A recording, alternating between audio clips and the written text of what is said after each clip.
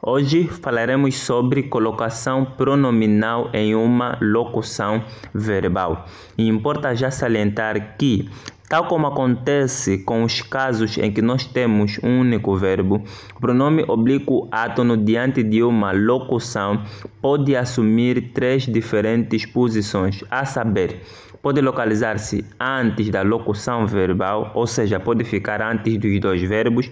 Exemplo, não te posso ajudar. Temos aí o pronome te que está a anteceder a locução posso ajudar. E o segundo caso é no meio da locução verbal, ou seja, o pronome fica entre o auxiliar e o principal, como você pode observar deste exemplo. É de haver sempre. O U está entre o verbo haver e o verbo ver.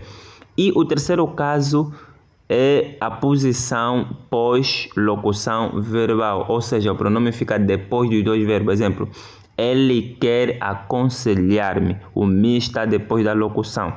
Para esses três casos apresentados, existem regras próprias e vale lembrar também que estas regras estão relacionadas com aquelas que nós estudamos quando abordamos sobre a colocação pronominal com um único verbo. Portanto, se você ainda não assistiu, eu vou deixar o link na descrição e no primeiro comentário fixado para que você consiga interligar tais conhecimentos.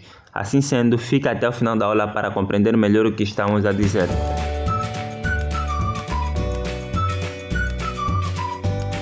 Saudações amigos, sou o professor Graciano Domingos e este é o canal Singelo Prontuário. Hoje falaremos sobre colocação pronominal diante de uma locução verbal.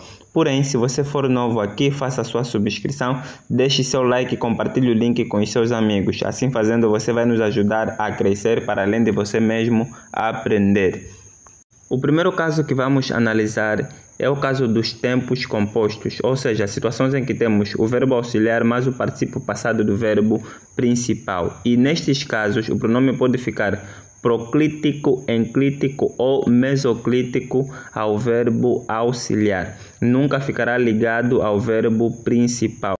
Temos aí três exemplos. No primeiro caso, o pronome está antes do auxiliar tenho. Por quê? Porque temos aí uma partícula atrativa. Reitero, vai haver a outra aula em que abordamos sobre colocação pronominal com um único verbo para entender quando é que existe a próclise. No segundo caso, o pronome está enclítico ao verbo auxiliar. E no terceiro está mesoclítico ao verbo auxiliar, obedecendo também uma regra já estudada.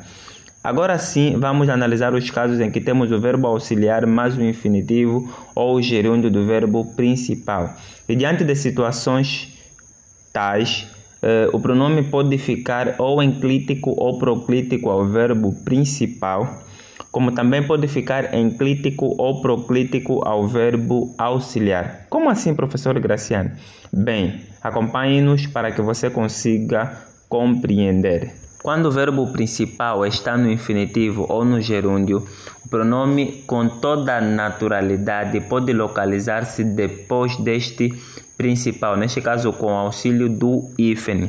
Porém, em alguns casos, ele pode ficar proclítico a este mesmo verbo, como você pode observar no último caso. Eu vou me preparar para o domingo e, assim sendo, ele não leva hífen. Por quê? Porque não está enclítico ao auxiliar, está proclítico ao verbo principal. Agora, se desejarmos colocar de lado o verbo principal e trabalharmos simplesmente com o auxiliar, temos esta liberdade. Assim sendo, se na oração houver um fator de próclise, o pronome ficará proclítico em relação ao auxiliar.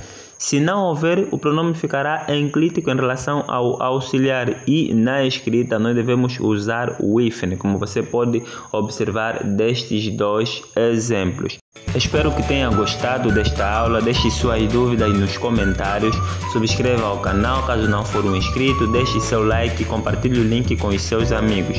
Assim fazendo, para além de você aprender, vai nos ajudar também a crescer. Gratidão, até mais.